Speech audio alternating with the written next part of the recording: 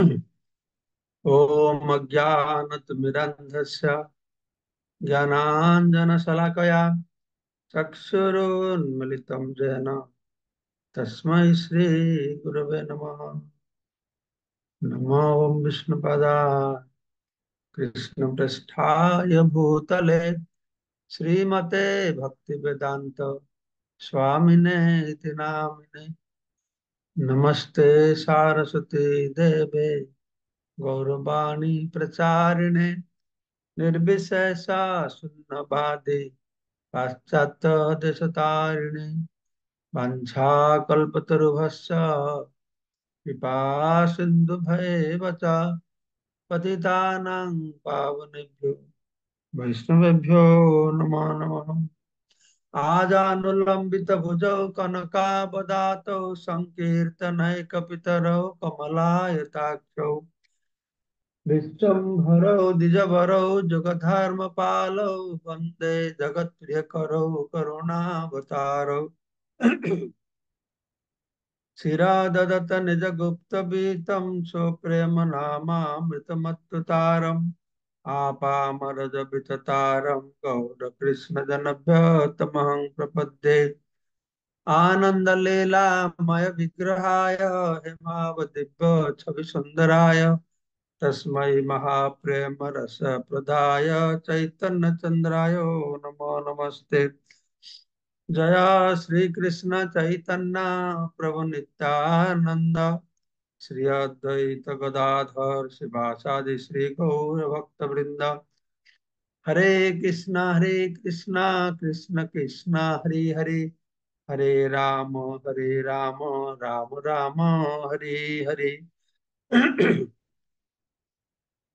मुखम करोति वाचालं पंगुलं हयते गिरिं यत्कृपातमहं वन्दे परमानन्दमाधवं श्रीगुरुदिनतरिणं श्रीचैतन्यैश्वरं। नमः ओं विष्णुपादाय कृष्णपृष्ठाय भूतले श्रीमते जयपताका।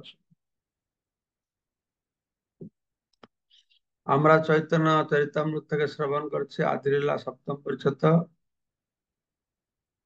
তো পঞ্চতত্ত্ব নির্ণয় সম্পর্কে এই অধ্যায়তে আমরা শ্রবণ করছিলাম যে মহাপ্রভু কিভাবে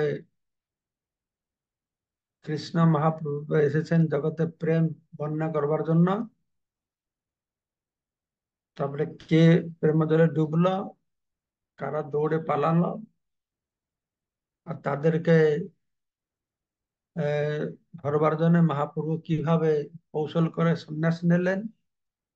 তারপরেও আর কিছু বাকি থেকে গেল, সেটা হচ্ছে কাশীর আহ, সন্ন্যাসীরা। মহাপ্রভু আমরা শ্রবণ করলাম বৃন্দাবন যাওয়ার রাস্তায় উনি কাশীতে অবস্থান করলেন। তো সেই সময়ের কথা আমরা কালকে শ্রবণ করছি যে কিভাবে যখন কাশীতে মহাপ্রভু গিয়েছেন, এই মায়াবাদী সন্ন্যাসীরা মহাপ্রভুকে উপহাস করে বলছেন, সন্ন্যাসী হইয়া করে গায়ন নাচন, না করে বেদান্ত পাঠ করে সংকীর্তন। সন্ন্যাস হয়ে বেদান্ত পাঠ করবে কি? এটাই সন্ন্যাসের নিয়ম। তো গান গাইছে, নাচছে, এটা কি করছে? মূর্খ সন্ন্যাসী নিজ ধর্ম নাহি জানে, ভাবুক হইয়া ফেরে ভাবুকের সনে। এই সন্ন্যাসী যে মূর্খ, এই শ্রীকৃষ্ণ চৈতন্য সন্ন্যাসীটা মূর্খ সন্ন্যাসী। সে জানে না তার প্রকৃত ধর্ম কি, সন্ন্যাসীর ধর্ম কি। সে ভাবুকের মতন ভাবের আবেগের দ্বারা পরিচালিত হয়। হম, সে ভাবুকদের সঙ্গে ঘুরে বেড়াচ্ছে ভাবুকের সঙ্গে। তো তারা বলছে মূর্খ সন্ন্যাসী, কিন্তু আসলে ওরাই মূর্খ। প্রভুপাদ বলছেন মূর্খ মায়াবাদীরা জানে না যে কৃষ্ণ ভাবামৃত আন্দোলন অপ্রাকৃত বিজ্ঞানের সুদৃঢ় ভিত্তির উপরে প্রতিষ্ঠিত। তাই তারা আপাত দৃষ্টিতে মনে করে যে যারা নাচেন ও কীর্তন করেন তাদের কোনো দার্শনিক জ্ঞান নেই।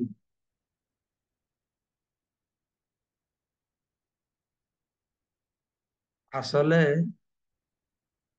ভক্তির উন্নত স্তরের কথা বর্ণনা করে বলা হচ্ছে যে জ্ঞান কর্মাদি অনাবৃতম आनुकूल्यन कृष्णानुशीलनम भक्तिर उत्तम तत्परत्वेन निर्मलम ज्ञान না, এটা হচ্ছে জ্ঞান কর্মাদি অনাবৃত। এই ভক্তি, উন্নত ভক্তি হচ্ছে জ্ঞান আর কর্মের দ্বারা আবৃত। হুম, এটা জ্ঞান কর্ম শূন্য নয়।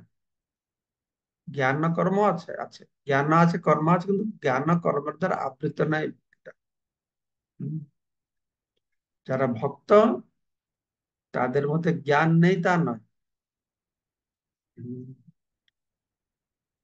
জ্ঞান আছে, বরঞ্চ জ্ঞান পূর্ণ মাত্রায় আছে, কিন্তু জ্ঞানের প্রাধান্য নেই, জ্ঞানের আওয়াজ নেই। যেরকম দৃষ্টান্ত দেওয়া হচ্ছে, একটা খালি কলসের মধ্যে জল ডাললে গুটগুট গুটগুট গুটগুট আওয়াজ হবে। কলসটা যখন ভরে যাবে তখন কি আওয়াজ হয়? তখন আওয়াজ হয় না।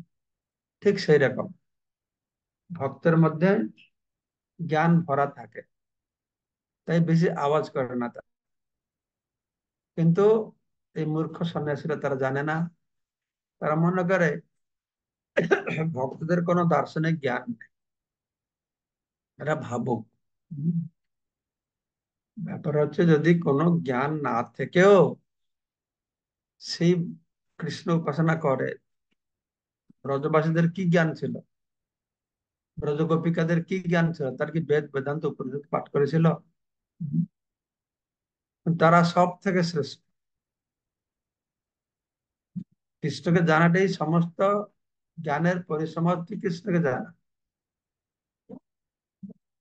সমস্ত জ্ঞান থেকে যদি কৃষ্ণকে না জানে, সে জ্ঞান কি জ্ঞান? সে জ্ঞান অজ্ঞান, তাই না? তো প্রকৃতপক্ষে কৃষ্ণ ভক্তদের বেদান্ত দর্শন সম্বন্ধে পূর্ণ জ্ঞান রয়েছে, কেননা তারা বেদান্ত দর্শনের প্রকৃত ভাষ্য শ্রীমদ ভাগবত অধ্যয়ন করেন এবং ভগবত গীতার গীতায় প্রদত্ত ভগবানের মুখ নিঃসৃত বাণী অনুসরণ করেন। আর কি লাগে? হুম। সর্ব বেদান্ত সার আছে শ্রীমদ ভাগবতম। ভগবত গীতাকে বলা হল গীতোপনিষদ। স্বয়ং শঙ্করাচার্য অত মহিমা গান করলেন যে আহ, গীতা মৃত পান করলে পুনর্জন্ম থাকবে না। গীতা আছে ভগবানের মুখ নিঃসৃত বাণী, যার কাছে গীতা আছে অন্য কোনো শাস্ত্রের দরকার নেই। স্বয়ং শঙ্করাচার্য বললেন। তো ভক্তরা তো তাদের জীবনটা গীতার উপরে প্রতিষ্ঠিত। আর মহাপুরুষে বলছে সন্ন্যাসী সন্ন্যাসী ধর্ম করে না। আমাদের সন্ন্যাসী গৃহস্থ বানপ্রস্থ গুলো তো বাহ্যিক। মহাপুরুষ তো দর্শনই ছিল আমি সন্ন্যাসী নই, আমি ব্রহ্মচারী নই, গৃহস্থ নই, বানপ্রস্থ নই, আমি ব্রাহ্মণ নই, ক্ষত্রিয় নই, বৈশ্য নই, শূদ্র নই, গোপীভর্ত পদকমলের দাস দাসানু দাস।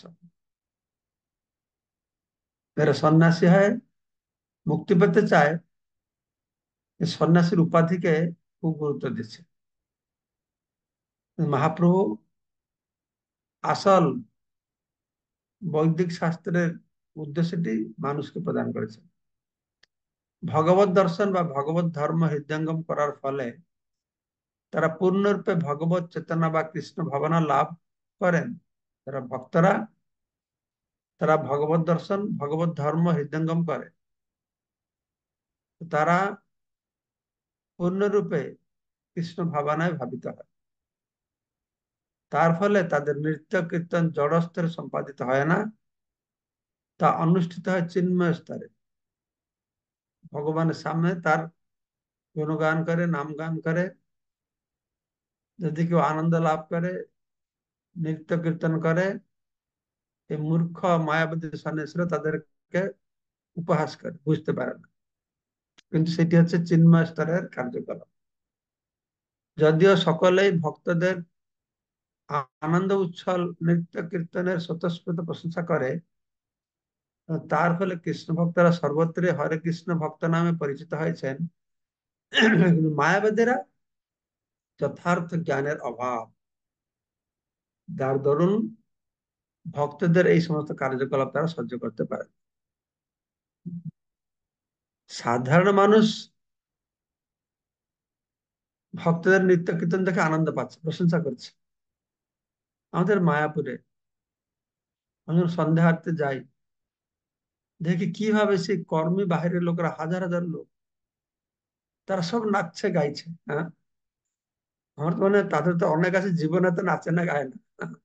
এইখানে এত সুন্দর নাচছে গাইছে, সব লোকগুলো হাত তুলে নাচছে গাইছে, সেজন্য একটা তারা আনন্দ পাচ্ছে। হম। প্রভুপাদ বলছেন, ভক্তের আনন্দ উচ্ছল নৃত্য কীর্তনে স্বতঃস্ফূর্ত ভাবে সবাই প্রশংসা করেছে সারা পৃথিবীতে। আমি শুনলাম আমেরিকা ভক্তরা বলছে, কেন প্রভুপাদ যখন প্রথমে হরে কৃষ্ণ মুভমেন্ট শুরু করেছেন, মেনে ছিল নৃত্য কীর্তন, নাম সংকীর্তন, প্রতিদিন সংকীর্তন যাবে, এয়ারপোর্টে, বাজারে, অত যেখানে যেত। আর যখন আমাদের সংস্থা খুব ছোট ছিল, তখন লোকেরা মনে করতো বিরাট বড় সংস্থা, কারণ যেখানে যাচ্ছে রাস্তায় দেখছে, মনে করতো। তো এখন একটু ফাটা পড়ে গেছে। এখন আমাদের সংস্থা বড় হয়ে গেছে, বহুত ম্যানেজমেন্ট হয়ে গেছে, বহুত বড় মন্দির হয়ে গেছে, আর রাস্তাঘাটে বের হয় না।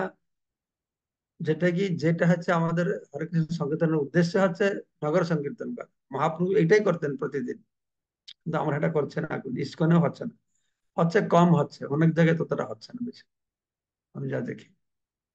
আগে যেরকম হতো সেরকম হচ্ছে না। তো এখন আমেরিকায় ভক্তরা বললে, দেখুন আমাদের আমেরিকাতে সব এই বৈষ্ণব ড্রেস পরে ঘুরে সব আছে, কোনো অসুবিধা নেই। তো আমেরিকান লোকেরা বলে, আরে তোমরা কোথায় গেলো, আজকাল তো তোমাদের আর দেখছি না। হ্যাঁ, তোমরা আসতো, নগর কীর্তন করতো, কত আনন্দ লাগতো, তোমাদের দেখছি না তো আজকাল। তারা বলে এরকম করে। তারাও আনন্দ পায়। এখানে আমাদের হরিনাম রুচি একটা সংগঠন করেছেন হিজ হোলিনেস মহাবিষ্ণু মহারাজ। উনি সারা পৃথিবীকে 365 ডেজ, সেই সাউথ আমেরিকাতে শুরু করে যে জাপানে, রাশিয়া, কোথায় বাদ নেই, আফ্রিকা, সারা বছর তারা টিম করেছে হরিনাম রুচি টিমের নাম। মহারাজ রেগুলারলি আমার কাছে পাঠান কিভাবে বিভিন্ন পৃথিবীর অংশে তারা হরিনাম করছে, আর বাহিরের লোকেরা কি আনন্দে এসে নাচছে গাইছে। তারা তো ক্রিটিসাইজ করে না, তারা প্রশংসা করে। কিন্তু মায়াবাদীরা, তারা হয়তো ক্রিটিসাইজ করে। হ্যাঁ, কেননা মায়াবাদী কৃষ্ণ অপরাধী, তারা কৃষ্ণ অপরাধী, অবশ্যই তারা কৃষ্ণ ভক্তদেরকে, হ্যাঁ, সমালোচনা করবে। তো এইরকম কাশীর মায়াবাদীরা বলল যে মূর্খ সন্ন্যাসী ধর্ম জানে না, গান করছে নাচছে। তো এই কথা মহাপ্রভু কানে এসেছে। এইসব কথা শুনে মহাপ্রভু কি প্রতিক্রিয়া হলো, এসব শুনিয়া প্রভু হাসে মনে মনে, উপেক্ষা করিয়া কারো না কইল সম্ভাষণে। তো মহাপ্রভু এইসব নিন্দাবাদ শুনেছেন। মহাপ্রভুকে লোকের নিন্দা করতো, বিভিন্ন প্রকারের আক্রমণ করতে চেষ্টা করতো, বহু সমস্যা, মুসলমানের রাজত্ব, মুসলমানদের কাছ থেকে সমস্যা, মুসলমানরা যতটা সমস্যা করছিল তার থেকে বেশি সমস্যা হিন্দুদের কাছ থেকে, হিন্দুরা যেটা সমস্যা করছিল তার থেকে বেশি সমস্যা ব্রাহ্মণদের কাছ থেকে, সন্ন্যাসীদের কাছ থেকে। অত সমস্যা দিয়ে মহাপ্রভু এই প্রেম বাণী প্রচার করেছে। তো এখানে বলছেন যে মহাপ্রভু এটা শুনে মনে মনে হাসছে, এই নিন্দামোদন মনে মনে হাসছে, আর উপেক্ষা করেছেন। আরে কে কি বলছে বল, এই অপবাদ উপেক্ষা করেছেন। মায়াবাদীদের সঙ্গে কোনো কথা বলেন। মায়াবতীর সাথে দেখা করো। আমাদের তো বলা আছে মায়াবতীর মুখ দর্শন করতে নেই। বলছে মায়াবতীকে সামনে দেখলে সব স্ত্রীকে গঙ্গায় স্নান করতে হবে। ওরা অত ডেঞ্জারাস, মায়াবাদীরা অত ডেঞ্জারাস। তাদেরকে সামনে দেখলে গঙ্গায় গিয়ে স্নান করতে হবে। স্নান করতে হবে, কেননা তারা নিজেকে নারায়ণ বলে মনে করে। নম নারায়ণ। তারা, আমরা যখন পরস্পর থেকে হরে কৃষ্ণ বললি, ওরা দুই সন্ন্যাসী পরস্পর থেকে বলে নম নারায়ণ। মানে একটা নারায়ণ আর একটা নারায়ণকে প্রণাম করছে। উপেক্ষা করিয়া কইল মথুরা গমন, মথুরা দেখিয়া পুনঃ কইল আগমন। তো মহাপ্রভু তাদের কথা না শুনে, চৈতন্য মহাপ্রভু যখন প্রথম কাশীতে গিয়েছিলেন, তখন তিনি এই মায়াবাদীদের সঙ্গে কথা বলেন। হ্যাঁ, তিনি তখন কি করছেন, মথুরা চলে গেছেন। কিন্তু মথুরা থেকে যখন আবার ফিরে আসছেন, তিনি বেদান্তের যথার্থ উদ্দেশ্য সম্বন্ধে তাদের বুঝাবার জন্য এখানে ফিরে এলেন। যখন রাস্তায় ফিরে আসছেন, আবার সে কাশী দিয়ে যাচ্ছেন। হ্যাঁ, কাশীতে লেখক শূদ্র শ্রী চন্দ্রশেখর, তার ঘরে রহিলা প্রভু স্বতন্ত্র ঈশ্বর। তো শ্রী চৈতন্য মহাপ্রভু চন্দ্রশেখর বাড়িতে অবস্থান করলেন। তিনি যদিও শূদ্র বা কায়স্থ, সেসব বিচার না করে মহাপ্রভু ভগবান তার গৃহে অবস্থান করলেন। কেননা তিনি হচ্ছেন স্বাধীন ঈশ্বর। তার ঘরে রহিলা প্রভু স্বতন্ত্র ঈশ্বর, তিনি যেখানে সেখানে থাকতে পারেন। সন্ন্যাস, তাৎপর্য বলা আছে সন্ন্যাসীর যদিও শূদ্রের গৃহে বাস করা উচিত নয়, সন্ন্যাসীরা গিয়ে ব্রাহ্মণের ঘরে বাস করে। তবুও শ্রী চৈতন্য মহাপ্রভু চন্দ্রশেখর নামক একজন কেরানি বাড়িতে ছিলেন। 500 বছর আগে বিশেষ করে বাংলাদেশে প্রচলিত প্রথা ছিল যে ব্রাহ্মণ কুলে জন্ম হলেই কেবল ব্রাহ্মণ পাওয়া যায়। ব্রাহ্মণ কুলে যে জন্ম হয় তারা ব্রাহ্মণ। তো অন্যান্য কুলে জন্ম হলে, এমন ক্ষত্রিয় বৈশ্য আদি উচ্চতর কুলে জন্ম হলেও তাদের শূদ্র বলে মনে করতে হতো, মনে করা হতো। চন্দ্রশেখর যদিও ছিলেন উত্তম ভাগবত, উত্তম উৎসরী, চন্দ্রশেখর যদিও ছিলেন উত্তর ভারতের কায়স্থ বংশোদ্ভব কেরানি, তবুও তাকে শূদ্র বলে বিবেচনা করা হয়েছিল। তেমনি বৈশ্যরা, বিশেষ করে সুবর্ণ বণিক সম্প্রদায়কে বঙ্গদেশে শূদ্র বলে গণনা করা হয়। এমনকি বৈদ্যদেরও, যারা হচ্ছে সাধারণত চিকিৎসক, তাদেরকে শূদ্র বলে গণনা করা হয়। কতগুলি স্বার্থন্বেষী তথাকথিত ব্রাহ্মণদের প্রবর্তিত এই কৃত্রিম জাতিভেদ প্রথা শ্রী চৈতন্য মহাপ্রভু স্বীকার করেননি, যজ্ঞ করেননি। পরবর্তীকালে এই তথাকথিত ব্রাহ্মণদের বিরোধিতা সত্ত্বেও কায়স্থ বৈশ্য বণিকেরা যজ্ঞ উপবীত ধারণ করতে শুরু করে। এটা জানার মতন বিষয় লেখা হয়েছে। আমাদের তৎকালীন সমাজের অবস্থা কিরকম ছিল। আমাদের বর্ণাশ্রম ধর্ম বা ধর্মের ধারক বাহক যে সন্ন্যাসী আর ব্রাহ্মণ, তারাই বর্ণাশ্রম ধর্মকে ধ্বংস করলো। তারাই ধ্বংস করলো, তাদের জন্যই আজকে এই অবস্থা সনাতন ধর্ম। তিনি প্রভুপাদ বলছেন 50 বছর আগে বাংলাদেশের কথা তুলে ধরেছেন। ব্রাহ্মণ কুলে জন্ম হলেই সে ব্রাহ্মণ, কিন্তু আসলে তো আমরা জানি ব্রাহ্মণ ঘরে জন্ম হলে জন্ম হয় না। তার সংস্কার করতে হবে, আহ উপবীত নিতে হবে, তবে ব্রাহ্মণ হবে। কিন্তু উপবীত নিতে হবে তো, উপবীত নিয়ে নিয়েছে, পৈতা দুটো নিয়ে নিয়েছে, সেটা তো হবে না। ব্রাহ্মণের আচরণ থাকতে হবে, বুদ্ধি থাকতে হবে, জীবনযাত্রা থাকতে হবে, হয়তো ব্রাহ্মণ বলবে, সেটা হয় না। কিন্তু এটাও প্রভুপাদ তুলে ধরেছেন খুব সুন্দর জিনিস, যে কিভাবে বেঙ্গলে বৈশ্য, লোহার সোনার কাছে বৈশ্য, তাদেরকে শূদ্র বলা হতো। উম, উদাহরণ দত্ত, তাদের শূদ্র বলা হতো। বণিক পরিবারে ছিলেন তিনি। সুবর্ণ বণিক সম্প্রদায়, শূদ্র বলে গণনা করা হতো। যারা বৈদ্য, তাদের শূদ্র বলে গণনা করা হতো। উম, তো পরবর্তী সময়ে তারা সব যজ্ঞ উপবীত ধারণ করেছেন। আমি শুনেছি ব্রাহ্মণ ক্ষেত্রে বৈশ্যরা যজ্ঞ উপবীত ধারণ করে। ব্রাহ্মণেরা 9টা, ক্ষত্রিয়রা 6টা, বৈশ্যরা 3টে। এরা সব যজ্ঞ উপবীত গ্রহণ করত আগে। শ্রী চৈতন্য মহাপ্রভু আবির্ভাবের পূর্বে বঙ্গদেশের রাজা বল্লাল সেন, তার এই বঙ্গদেশ মানে বাংলাদেশ নয়, এই বাংলা তখন তো বাংলাদেশ ছিল না। বঙ্গদেশ মানে এই সব ওয়েস্ট বেঙ্গল আর বাংলাদেশ সব মিলিয়ে। বঙ্গদেশের রাজা বল্লাল সেন তার ব্যক্তিগত রোষের বসে সুবর্ণ বণিক সম্প্রদায়কে জাতিচ্যুত করেন। বলাল সেন ছিলেন, মায়াপুরে বলাল দিঘি আছে, বলাল ঢিপি আছে, মানে সেইখানে কথা বলা হচ্ছে। সেন বংশ রাজত্ব করছিলেন। তাদের ভিতরে কোনো ঝামেলা হয়েছে মানে এই বণিকদের সঙ্গে, তো তাদেরকে জাতিচ্যুত করে দিয়েছে। বঙ্গদেশের সুবর্ণ বণিক সম্প্রদায় অত্যন্ত ধনী, কেননা সাধারণত তারা সুদে টাকা খাটায়, সোনা রূপার ব্যবসা করে। তাই বলাল সেন সুবর্ণ বণিকদের কাছ থেকে টাকা ধার করতেন। কিন্তু পরবর্তীকালে বলাল সেন দেওয়ালিয়া হয়ে যায়, সুবর্ণ বণিক মহাজনেরা তাকে টাকা ধার দেওয়া বন্ধ করে দেয়। তার ফলে ক্রুদ্ধ হয়ে বলাল সেন সুবর্ণ বণিক সম্প্রদায়কে ক্ষুদ্র বলে ঘোষণা করে।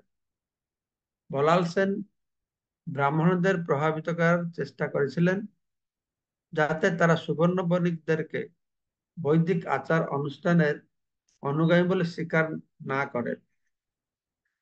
যদিও কিছু ব্রাহ্মণ বলাল সেনের এই আচরণ মেনে নিয়েছিলেন, অনেক ব্রাহ্মণ তা বরদাস্ত করেননি। তার ফলে ব্রাহ্মণদের মধ্যেও বিরোধের সৃষ্টি হয়েছিল এবং যারা সুবর্ণ বণিকদের সমর্থন করছিলেন তাদের ব্রাহ্মণ সমাজ থেকে জাতিচ্যুত করা হয়।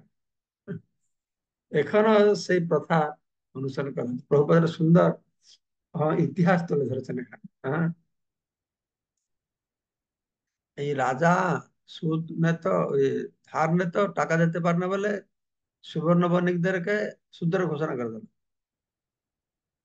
আর সেই সুবাদে ব্রাহ্মণরা কি করলো না, দুই ভাগ হয়ে গেল। কেউ রাজাকে সাপোর্ট করলো, যারা ওরা শুধু ওদের কোনো বৈদিক ক্রিয়াকর্মে যোগদান করতে পারবে না, কেউ বললেন ঠিক নেই। যারা বললো ঠিক নেই তাদেরকেও জাতিচ্যুত করে দিল। এইরকম ঘটনা ঘটে। তো বঙ্গদেশে বহু বৈষ্ণব পরিবার রয়েছেন যারা ব্রাহ্মণ কুলে জন্মগ্রহণ না করলেও বৈষ্ণব তন্ত্র অনুসারে যজ্ঞ উপবীত প্রদান পূর্বক দীক্ষা দান করে আচার্যের কাজ করেন। সেই গৌড়ীয় বৈষ্ণব আচার্যের বংশ সমূহের বৈষ্ণব বিশ্বাস অনুসারে ঠাকুর রঘুনন্দন, আচার্য ঠাকুর কৃষ্ণদাস, তারপরে কি নবনী হোড়, শ্যামানন্দ প্রভুর শিষ্য রসিকানন্দ, আহ, দেবের রসিকানন্দ দেবের বংশে ব্রাহ্মণের আদর্শ উপনয়ন সংস্কার তিনি 400 বছর ধরে আজও চলছে। 400 বছর ধরে আজও চলে আসছে। তারা আজও ব্রাহ্মণাদি সকল বর্ণের দীক্ষাগুরু কার্য করে আসছেন, শালগ্রাম আদি অর্চনা করে আসছেন। এখনো আমাদের কৃষ্ণ ভবামৃত সংঘের মন্দিরগুলিতে আমরা শালগ্রাম শিলার অর্চনা প্রবর্তন করিনি, কিন্তু অচিরেই অর্চন মার্গ অনুসারে আমাদের সমগ্র মন্দিরে শালগ্রাম শিলার অর্চন শুরু করা হয়। এটা খুব প্রাথমিক অবস্থায় ইস্কন শুরু হলো, তখন প্রভুপাদ তাৎপর্য লিখেছেন। এখানটা আমার বিরাট বড় ভুল ধারণা সংশোধন হলো। আমাদের বৈষ্ণব সমাজে এরকম কোন ব্রহ্ম গায়ত্রী দীক্ষা নেই, কিন্তু আমরা সবাই মনে করেছিলাম ছিল ভক্তিচন্দ্র ভক্তি ঠাকুর প্রভুপাদ, উনি এটাকে নতুন করে শুরু করেছেন ব্রহ্ম গায়ত্রী। যেখানে আমরা দেখতে পাচ্ছি তা নয়, 300-400 বছর আগে থেকে বৈষ্ণব যারা হয়েছে, বৈষ্ণব করলে ব্রাহ্মণ ঘরে জন্ম না হয়ে, নিয়ম হচ্ছে যারা ব্রাহ্মণ ঘরে জন্ম হয় তারাই উপবীত গ্রহণ করে। হম। যজ্ঞ উপবীত গ্রহণ করে। কিন্তু এখানে আমরা দেখতে পাচ্ছি অনেক নাম প্রভুপাদ তুলে ধরলেন। ঠাকুর রঘুনন্দন, কৃষ্ণদাস, নবীন গৌড়, শ্যামানন্দ, প্রভু শিষ্য রসিকানন্দ, এরা সব হম ব্রাহ্মণ, ব্রাহ্মণের যে আদর্শ উপনয়ন এরা সব গ্রহণ করেছিল। তো আমাদের ইস্কনেও সেরকম পূজা করার জন্য ব্রাহ্মণ দীক্ষা গ্রহণ করেছে। তো মহাপুরু এসে চন্দ্রশেখর বাড়িতে থাকতেন, আরো কিন্তু প্রসাদ পেতেন তপন মিশ্রের বাড়িতে। তপন মিশ্রের ঘরে ভিক্ষা নির্বাহন, সন্ন্যাসীর সঙ্গে নাই মানে নিমন্ত্রণ। মানে সন্ন্যাসীর ঘরে যেতেন না, সন্ন্যাসী যার নিমন্ত্রণ করতো সেখানে না গিয়ে তিনি তপন মিশ্রের বাড়িতে গিয়ে প্রসাদ পেতেন। তো মহাপ্রভু একদিকে দেখাচ্ছেন, মহাপ্রভু বর্ণাশ্রমের ঊর্ধ্বে ভক্তি প্রতিষ্ঠা করেছেন এবং তার সঙ্গে সঙ্গে বর্ণাশ্রম ধর্মকেও প্রতিষ্ঠা করেছেন। হম। এইটা দৃষ্টান্ত আমরা দেখছি যে তিনি শূদ্রের ঘরে গিয়ে থাকলো, কিন্তু ব্রাহ্মণ ঘরে গিয়ে খাবেন, শূদ্র ঘরে খেলেন না, ব্রাহ্মণ ঘরে গিয়ে প্রসাদ সেবা করলেন। তো দুটোই রক্ষা হলো। এদিকে বর্ণাশ্রমের ঊর্ধ্বে ভক্তি, ভক্ত যেখানে থাকতে পারে। আর বর্ণাশ্রমের নিয়ম হচ্ছে সন্ন্যাসী ব্রাহ্মণ যার তার ঘর খেতে পারবে না, তপন মিশ্রের ঘরে গিয়ে প্রসাদ সেবা করলেন। শ্রী চৈতন্য মহাপ্রভু আদর্শ আচরণ নিশ্চিতভাবে প্রমাণ করে যে বৈষ্ণব সন্ন্যাসীরা মায়াবাদী সন্ন্যাসীর নিমন্ত্রণ স্বীকার করতে পারেন না, তাদের সঙ্গে অন্তরঙ্গ ভাবে মেলামেশা করতে পারেন। আমাদের খুব সতর্ক থাকতে হবে। এই যে সমস্ত মায়াবাদী সন্ন্যাসী, তারা দেখতে খুব ভালো, তাদের কথা খুব ভালো, তাদের যুক্তিটা খুব ভালো, শাস্ত্র প্রবীণ, সবকিছু ভালো। তো সবকিছু ভালো হলে কি হবে, তাদের মতবাদ হচ্ছে মায়াবাদ। সেজন্য তাদের থেকে আমাদেরকে দূরে থাকতে হবে। সনাতন গোসাই আসে তাহাই মিলিলা, তার শিক্ষা লাগে প্রভু 2 মাস রহিলা। তো মহাপ্রভু বৃন্দাবন থেকে ফিরে আসছেন, তো সনাতন গোস্বামী তখন সেখানে গিয়ে পৌঁছেছেন। তো সনাতন গোস্বামীকে শিক্ষা দেওয়ার জন্য মহাপ্রভু সেখানে 2 মাস অবস্থান করলেন। সনাতন গোসাই আসি তাহাই মিলিলা, তার শিক্ষা লাগি প্রভু 2 মাস রহিলা। সেখানে অবস্থান করে ভগবত ভক্তি সম্পর্কে সনাতন গোস্বামীকে শিক্ষা দিলেন। প্রভুপাদ এটা বলেছে, চৈতন্য, শ্রী চৈতন্য শিক্ষামৃত নাকি সে বইতে সব আছে। মহাপ্রভু 5 জনকে শিক্ষা দিয়েছেন: সার্বভৌম ভট্টাচার্য, রায় রামানন্দ, রূপ গোস্বামী, সনাতন গোস্বামী, আর মনে হয় কাশীর পণ্ডিতদের সঙ্গে আলোচনা করেছেন। এরকম করে 5 জন সঙ্গে যে আলোচনা হয়েছে, এটা চৈতন্য মহাপ্রভু শিক্ষা, তার মাধ্যমে মহাপ্রভু সমস্ত শাস্ত্র সিদ্ধান্ত হম, পুরো মানুষ সমাজকে দিয়েছে। আজকে আমরা 47 শ্লোক পর্যন্ত পাঠ করলাম। হম, তারপরে এটা আরো এই এই কি শিক্ষা দিয়েছেন তার জন্য তো একটা পুরো সম্পূর্ণ অধ্যায়, কয়েকটা অধ্যায় আছে, আমরা পরে শ্রবণ করবো। রূপ শিক্ষা রয়েছে, সনাতন শিক্ষা রয়েছে, খুব সুন্দর সুন্দর কথা এসব শ্রবণ করা হয়েছে এবং করা হচ্ছে, বা মহাপ্রভু রেখে দিয়ে গেছেন উন্নত শিক্ষা। তো কালকে আমরা শ্রবণ করবো। আজকে আমি পুরী অভিমুখে যাত্রা করছি। আমি জগন্নাথের কাছে আপনাদের জন্য, সবার জন্য প্রার্থনা করব। আমরা একটা উৎকল ভক্তদেরকে নিয়ে সমাবেশ করছি, অল্প ভক্ত আসবে যারা যারা আমার সঙ্গে থাকতে চায়। তো আমরা 3 দিন একসঙ্গে জপ করব, সমুদ্রে যাব, জগন্নাথ দর্শন, একসঙ্গে গিয়ে জগন্নাথ দর্শন করব, বিভিন্ন জায়গা দর্শন করব। 100-150 ভক্ত আসবে, ওড়িয়া ভাষায় কথা হবে। আবার আমি 18-19 তারিখে ফিরে আসবো। তো খুব আনন্দ লাগছে আমাকে, আমি আশা করি আপনারা আনন্দ পাচ্ছেন। এটা পড়ে আমার কত আনন্দ লাগছে, আমার শুধু অপেক্ষা করে বসে থাকি কবে সকাল 6:30টায় হবে, আমরা চৈতন্য চরিতামৃত শ্রবণ করব। তো আপনারা এতে সহযোগিতা করছেন, তাই সবাইকে অশেষ ধন্যবাদ জানাচ্ছি আপনাদের। কোনো প্রশ্ন আছে?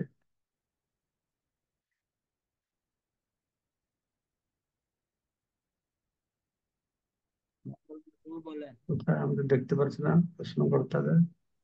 শ্রীচরণে প্রণাম মহারাজ। কতই না সৌভাগ্যের ফলে আপনার শ্রীমুখ থেকে আমরা শ্রীমদ্ ভগবত গীতা চৈতন্য চৈতামৃত শ্রবণ করার সুযোগ পেয়েছি মহারাজ। হ্যাঁ, মহারাজ, শঙ্করাচার্য মায়াবাদ প্রচার করলেন, আর এক শঙ্করাচার্য এই আদি শঙ্করাচার্য এই গীতা মাহাত্ম্য বললেন। তো এই দুজন আদি শঙ্করাচার্যরা কে মহারাজ? শঙ্করাচার্য আদি শঙ্করাচার্য, শঙ্করাচার্য আদি শঙ্করাচার্য আলাদা নয়। ও। ওনাকে আদি শঙ্করাচার্য আমরা কেন তাহলে বলছি, না ওনার সম্প্রদায় উনি যে 4টে মঠ করেছেন, ওই মঠে যারা মঠাধীশ হন তাদেরকে শঙ্করাচার্য বলে বলে, বুঝতে হুম পারছেন? হুম হুম হুম তাই ওনাকে আদি শঙ্করাচার্য বলা হচ্ছে। আদি শঙ্করাচার্য তিনি তো মহাদেবের অংশে জন্ম হয়েছেন কৃষ্ণ নির্দেশ পেয়ে, কিন্তু পরম বৈষ্ণব। যেটা তো বললাম পদ্মপুরাণে বর্ণনা করা হয়েছে, ভগবান পাঠিয়েছেন তুমি যাও, এই যে একটা দল আছে যারা আমার প্রতি ঈর্ষান্বিত করে, আমার সঙ্গে সমান হতে, তাদেরকে আলাদা রাখবার জন্য, তার জন্য আমার ভক্তকে ডিস্টার্ব না করে, তুমি হুম আলাদা সম্প্রদায় সৃষ্টি করে রাখো। যাদের এরকম ভাব আছে তারা তোমার সঙ্গে জয়েন করে সেখানে থাকবে। ঠিক আছে? হুম। বিদ্যুৎ প্রভু বলুন। এই মায়াবাদীদের বাইরে থেকে কিভাবে বুঝবো মহারাজ? এই মায়াবাদী সন্ন্যাসীদের। না বুঝতে পারবে, তারা এক দণ্ড সন্ন্যাস ধারণ করে, বৈষ্ণবরা দণ্ড ধারণ করে, তারা সম্প্রদায় থেকে বুঝতে পারবে। কোন সম্প্রদায় তাদের তিলক থেকে বুঝতে পারবে। তারা 3টে তিলক লাগায়, 3টে লাইন, আহ, এক দণ্ড ধারণ করে, ও। সেখান থেকে বুঝতে পারবে। এই কপালে লাগায় মহারাজ, কপালে লাগায়। হ্যাঁ, তো এই লম্বা লম্বা তিনটে তিল লাগিয়ে দেয়, আচ্ছা হ্যাঁ। মহারাজ। আচ্ছা ভালো। বৈষ্ণবরা ঊর্ধ্বপুণ্ডক লাগায়, হুম। শৈব যারা তারা 3টে লাইন লাগায়। বিদ্যুৎ প্রভু বলুন। হরে কৃষ্ণ, ধন্যবাদ, প্রণাম মহারাজ, আপনার শ্রীচরণে খুব সুন্দর ক্লাস। মহারাজ, আমি একজন অযোগ্য অভক্ত, আমাকে অপরাধ মার্জনা করবেন, আশীর্বাদ করবেন সেই সঙ্গে। তো একটা বিষয় আমি অনেকদিন ধরে কনফিউশন, ভালো বুঝতে পারি না। আজকে সেটার অনেকটা আলোচনা হয়েছে। দুটো শব্দ, বেদান্ত, বেদান্ত শব্দটা আসলে কি বোঝায়? কোন শাস্ত্রগুলোকে আমরা বেদান্ত? 6টা দর্শনের মধ্যে আমরা জানি যে বেদান্ত দর্শনের আহ হচ্ছে প্রবর্তক হচ্ছে মহামুনি ব্যাসদেব। এই বেদান্ত শব্দের অর্থ কি এবং কোন শাস্ত্রগুলোকে আমরা বেদান্ত বলবো? শুনুন, কোন শাস্ত্রগুলিকে বেদান্ত বলবে তা নাই। বেদান্ত ভাষ্য ব্রহ্মসূত্র বলে একটা গ্রন্থ আছে, ওগুলো বাজারেও পাবে, বুঝতে পেরেছেন? আচ্ছা। বেদের অন্তিম কথা হোক বা সার কথা সেখানে বর্ণনা করা হয়েছে, কিন্তু সূত্র আকারে বলা হয়েছে। যেরকম শ্রুতি শাস্ত্র, হ্যাঁ। বা যেরকম আগম শাস্ত্র আছে, নিগম শাস্ত্র আছে। নিগম মানে শ্রুতি বেদ, আগম মানে আচ্ছা। এই গীতা ভাগবত মহাভারত সবখানে আগম। বেদান্ত মানে কয়েকটা শাস্ত্রকে নিয়ে বেদান্ত নয়। বেদান্ত সূত্র হচ্ছে ব্রহ্মসূত্র, একটাই বই, যার প্রথম শ্লোক হচ্ছে অথাত ব্রহ্ম জিজ্ঞাসা। হম বেদান্ত সূত্রের প্রথম অথাত ব্রহ্ম জিজ্ঞাসা, জন্মাদেশ যত যত এইসব কথা বর্ণনা করা হয়েছে। আপনি বাজার থেকে কিনে পড়তে পারেন, গৌড়ী মঠে পাওয়া যাবে বেদান্ত সূত্র, গোবিন্দ ভাষ্য গৌড়ী মঠে আপনি পাবেন, যদি আর ভালো এই জানতে চান। গোবিন্দ ভাষ্যটা কি শ্রীমৎ বলদেব বিদ্যাভূষণ রচিত? বড়দের বিদ্যাভূষণ যে ভাষ্য, তাকে বলে গোবিন্দ ভাষ্য। আচ্ছা আচ্ছা তো আচ্ছা। সেই ভাগ ব্রহ্মসূত্র পড়ি না আমরা, এমনি আচার্যদের গ্রন্থ অধ্যয়ন করতে করতে তারা কিছু কিছু তুলে ধরেছে, সেটা আমরা আচ্ছা জানি। যদি আপনার আচ্ছা সময় থাকে আর ভালোভাবে জানতে চান, আপনি সেগুলো গোবিন্দ ভাষা শুনে অধ্যয়ন করতে পারেন। আচ্ছা। সব- মহারাজ, আহ, মহারাজ আর একটা শব্দ আমরা ওই যে সরস্বতী পূজার অঞ্জলি মন্ত্র পাই, বেদাঙ্গ। হ্যাঁ, বেদ বেদান্ত বেদাঙ্গ। বেদাঙ্গ মানে কি? মানে এটা কি সরাসরি বেদের নিগম শাস্ত্রগুলোকে বলা হচ্ছে? না, আমি জানি না বেদাঙ্গ বলে কি বোঝায়। বেদের অঙ্গ সমূহ কি, আমি ক্লিয়ারলি বলতে পারবো আচ্ছা ঠিক আছে মহারাজ। নেক্সট কে আছে? সমর্পিতা ধন্যবাদ। রাধা দেবী আছে। চরণে প্রণাম মহারাজ। সমর্পিতা মাতাজি বলুন।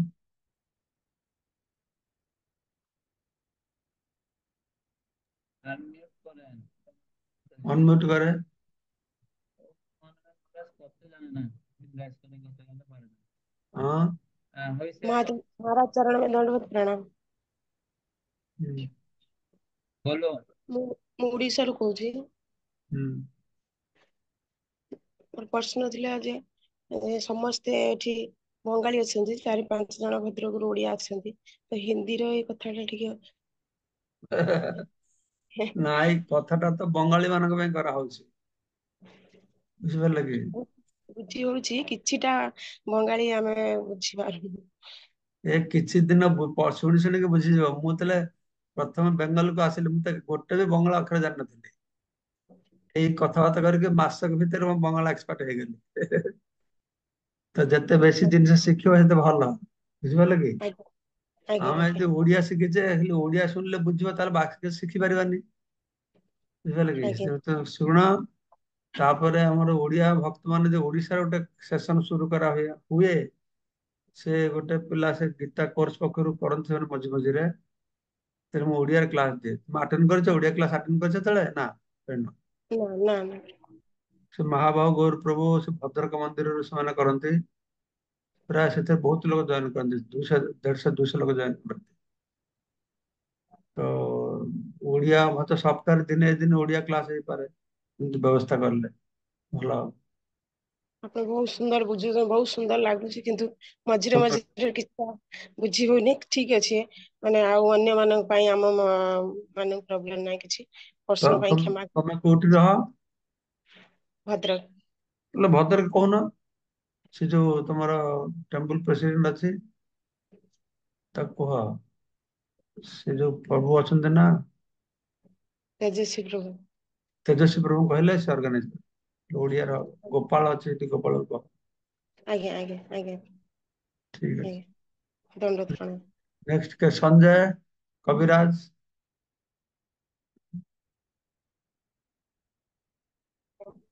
হরে কৃষ্ণ, ধন্যবাদ, প্রণাম মহারাজ, সুন্দর ক্লাসের জন্য। মহারাজ, আমার একটা প্রশ্ন, এই যে 43 নম্বর শ্লোকে যে মহাপ্রভু যেটা বললেন যে তিনি অন্য সন্ন্যাসীদের সঙ্গে মেলামেশা করতেন না এবং তাদের নিমন্ত্রণও গ্রহণ করতেন না। এখন আমার প্রশ্ন, সে তো ভগবান ছিল, তো তাদেরকে একটু দয়া করতে পারতেন না, বা তাদেরকে প্রচারের জন্য একটু, তাদেরকে জ্ঞান নেই, তাদেরকে এরকম দিতে পারতেন না? সে তো ভগবান ছিল, এটা করলেন না কেন? উনি করলেন না কেন? উনি করেছেন, সেটা শুনবে, একটু অপেক্ষা করো। উনি ভগবান সেদিন কথাটা তুমি আলোচনা কয়দিন ধরে শুনছো ক্লাসটা? কতদিন ধরে ক্লাস শুনছো? মাঝে মাঝে বন্ধ যায় মহারাজ, এই তো। এই তো, আমাদের বন্ধ হলে বুঝবে কি করে? আলোচ্য বিষয়টাই সেই, মহাপুরুষ এসেছেন প্রেমের বন্যায় সবাইকে ডুবাতে। তো সবাই ডুবেছে, তার মধ্যে একটা গ্রুপ তারা বেরিয়ে গেল, তাদেরকে ধরবার জন্য মহাপুরুষ সন্ন্যাস ধর্ম নিল।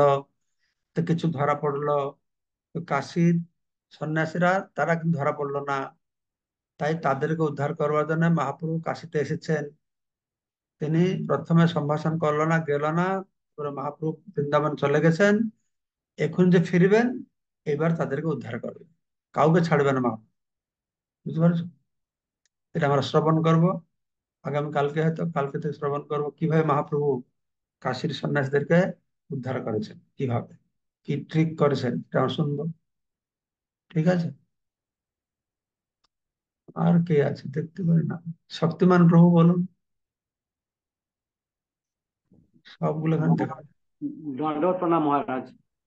মহারাজ, এই মহাপ্রভু গোপীপদ কমল, এই গোপী গোপীদের মানে পদধূলিতে উনার মানে ইয়ে ছিল, উনার ভাবটা যে উনি সবসময় গোপীদের দাস হয়ে থাকতেন।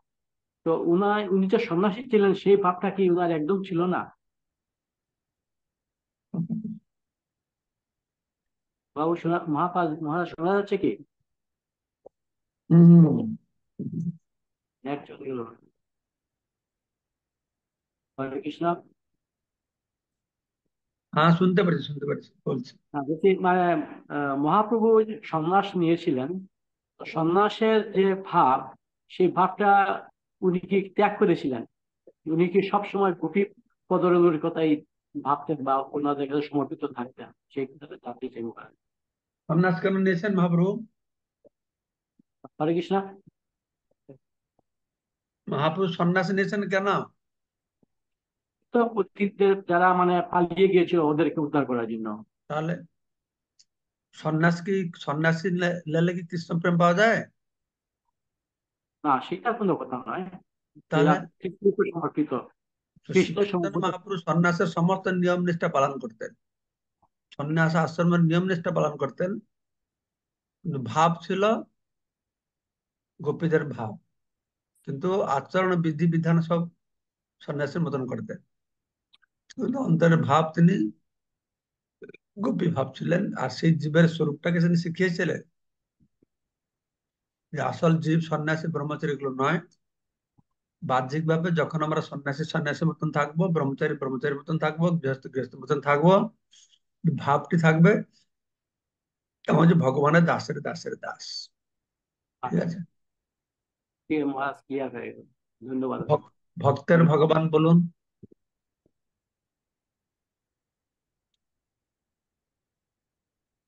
ভক্তের ভগবান নৃসিংহদেব।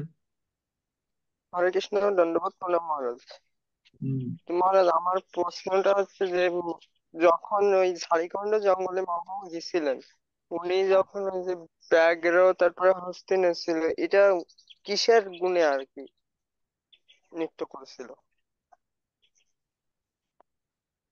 কিসের গুণে মানে মহাপ্রভু প্রভাব, নামের প্রভাব।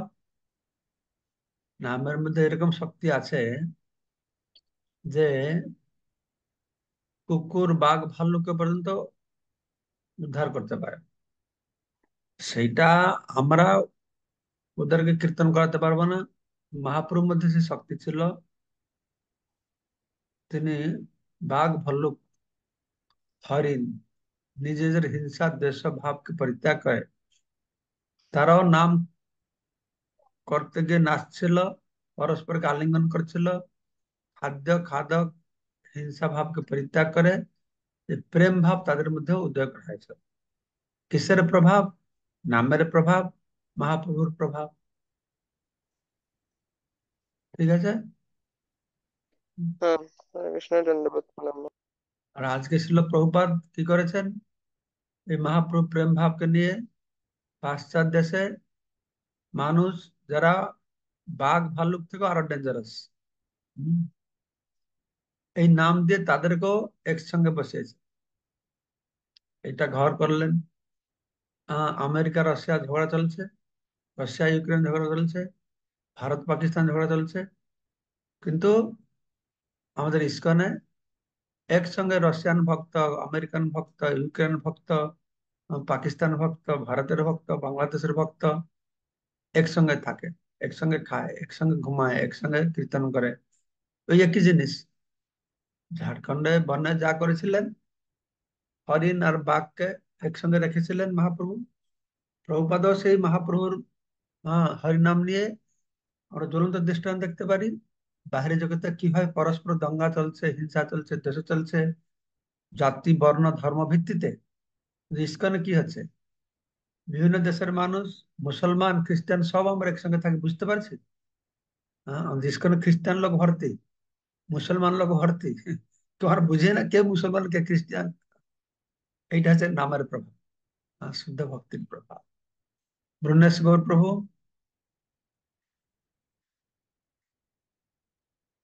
হরে কৃষ্ণ, ধন্যবাদ প্রণাম মহারাজ। মহারাজ, আমি একটু জানতে চেয়েছিলাম যে ওই শালগ্রাম শিলার কথা বলছিলেন, আহ, যে শালগ্রাম শিলা অচিরেই প্রত্যেকটা মন্দিরে সেবা শুরু হবে, তাই শালগ্রাম শিলার সেবার গুরুত্ব সম্পর্কে একটু জানতে চেয়েছিলাম। গুরুত্ব আর কি জানি না, জানি না কি গুরুত্ব। নারায়ণ শিলা, শালিগ্রাম শিলা, তো একটা লীলা আছে। ভগবান কেন শালিগ্রাম রূপে আবির্ভূত হলেন?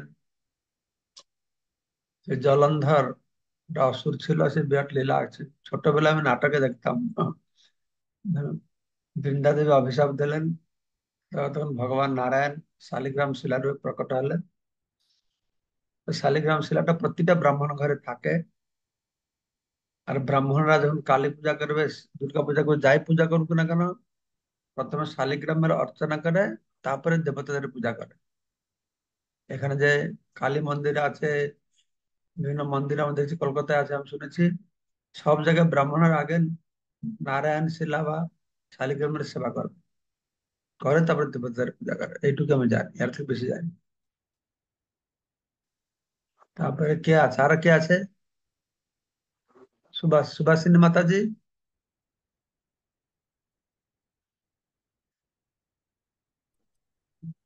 হরে কৃষ্ণ, দণ্ডবাদ প্রণাম মহারাজ আপনার শ্রী মহারাজ, চরণে। প্রভুপাত আমাদের জন্য কি বার্তা?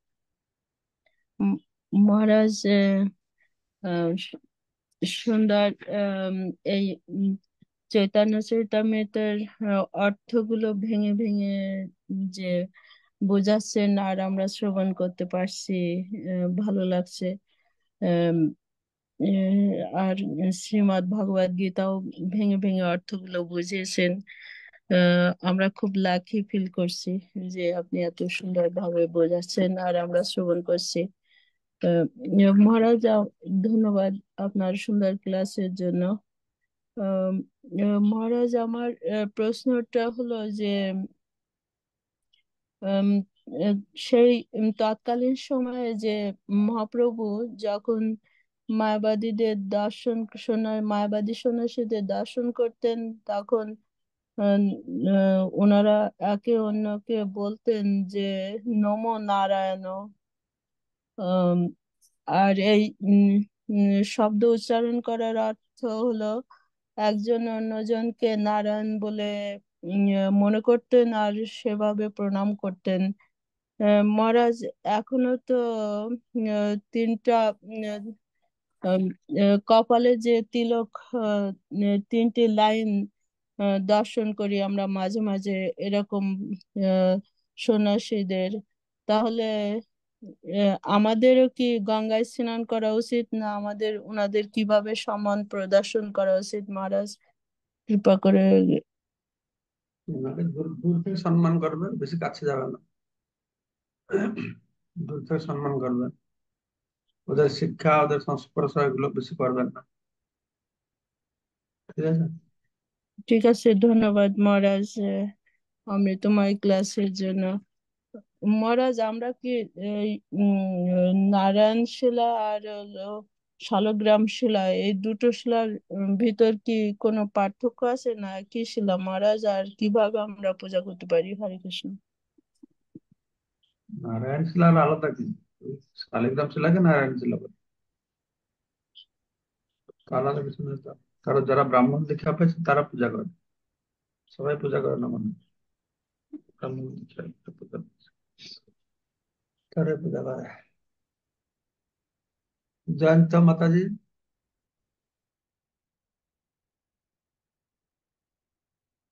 জয়ন্তী ভট্টাচার্য।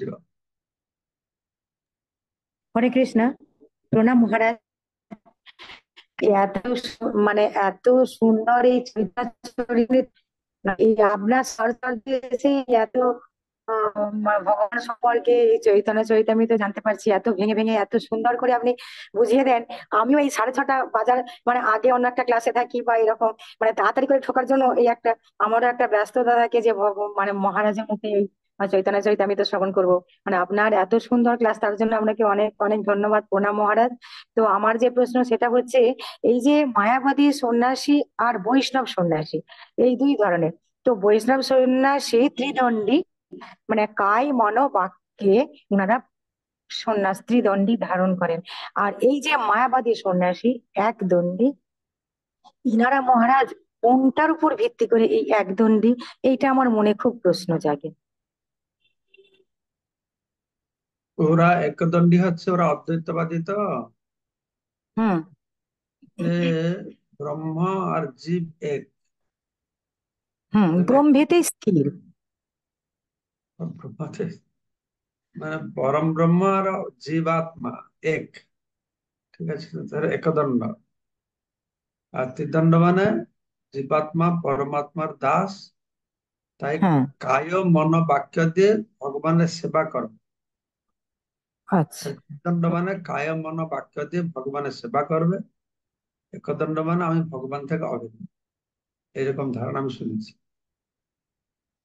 ঠিক আছে, ওকে মহারাজ। হ্যাঁ, ওকে মহারাজ, খুব সুন্দর। বুঝেছি মহারাজ। প্রণাম মলিনা মহারাজ। ঘোষ, মলিনা ঘোষ বলুন। হরে কৃষ্ণ মহারাজ, আমার দীক্ষিত নাম হচ্ছে মৃদুভাষিণী বিশাখা দেবী দাসী। তো মহারাজ, আসলে আপনার ক্লাসটা অনেক সুন্দর।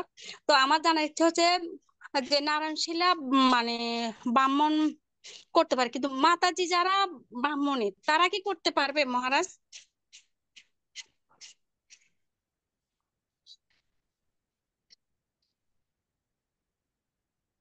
বাড়িতে গৃহস্থ ভক্তরা কি করে আমি জানি না।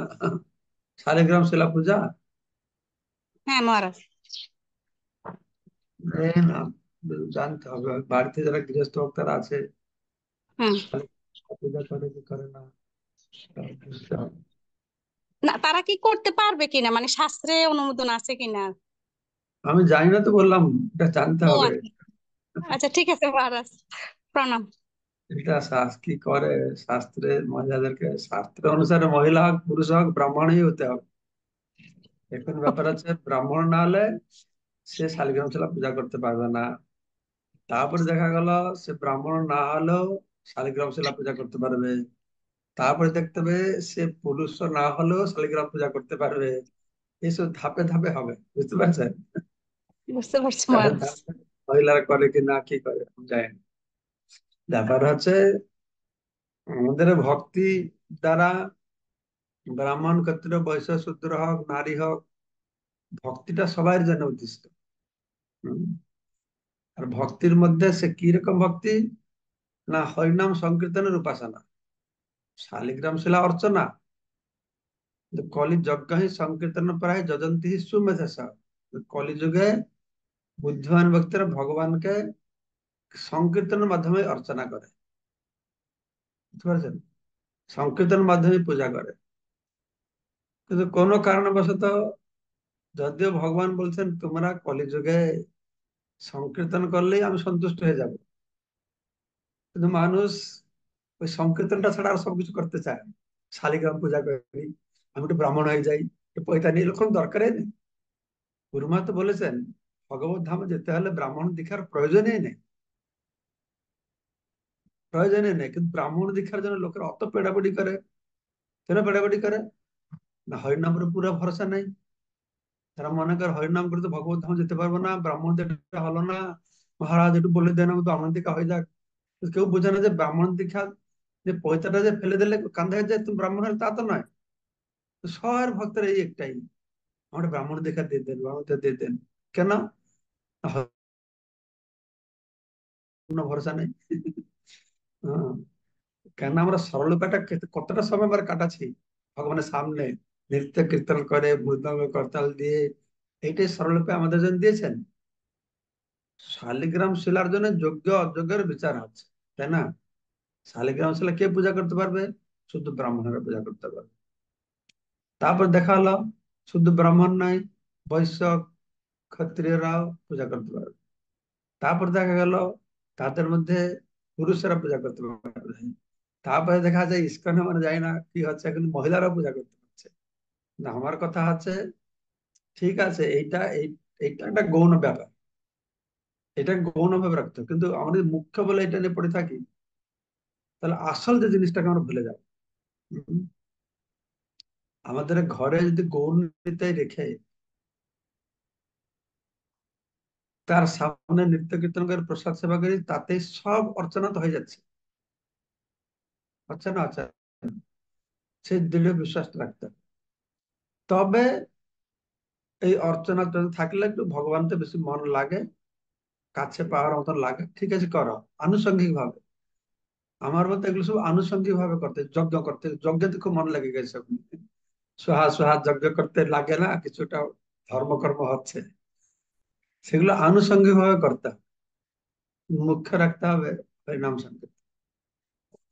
শালিগ্রাম শিলা সম্পর্কে গুরু প্রভুপাদ বলেছেন মন্দিরে পূজা করতে পারে, গৃহস্থরও রাখতে পারে, কিন্তু গুরু মহারাজ বলছেন কোন ভক্ত সন্ন্যাসী ব্রহ্মচারী যেন শালিগ্রাম না রাখে। কিন্তু অনেক ব্রহ্মচারীরা শালিগ্রাম রাখে, সন্ন্যাসীরা রাখে। একজন সন্ন্যাসী আছে, ও 30 কিলো শালিগ্রাম নিয়ে সবসময় ভ্রমণ করে, 30 কিলো শালিগ্রাম দিয়ে থাকেন, পুরো বস্তা একটা ভরে। খারাপ নয়, ভগবান তাতে সে কোথায় যায়, যে নেপাল একটা জায়গা আছে, প্রতি বছর যাবে, কিছু শালিগ্রাম নিয়ে আসে। আমাদের গুরু ভাই একজন, আর খুব ভালো সুন্দর সেবা করে, আমার ভালো সেবা করে, যত্ন করে। তো সেগুলো সব অধিকন্ত না দোষায়, সেটা এক্সট্রা যদি পারবে ভালো করুন, না পারলে মনে কোনো অফসোস নেই, হরিনাম করে থাকবেন। বুঝতে পারছেন মাতাজি? কোনো চিন্তা নেই। ঠিক আছে, তাহলে হরে কৃষ্ণ। অশেষ ধন্যবাদ সবাইকে। বাঞ্ছা কল্পতরুভ্যশ্চ কল্পতরুভ্যশ্চ কৃপা সিন্ধুভ্যেব চ পতিতানাং পাবনেভ্যো বৈষ্ণবেভ্যো নমো। পঞ্চাকল্পতরুভ্যশ্চ কৃপা সিন্ধুভ্যশ্চ পতিতানাং পাবনেভ্যো বৈষ্ণবেভ্যো বৈষ্ণব নমো। নমো নমো। বৈষ্ণব জয় জয় জয় জয়।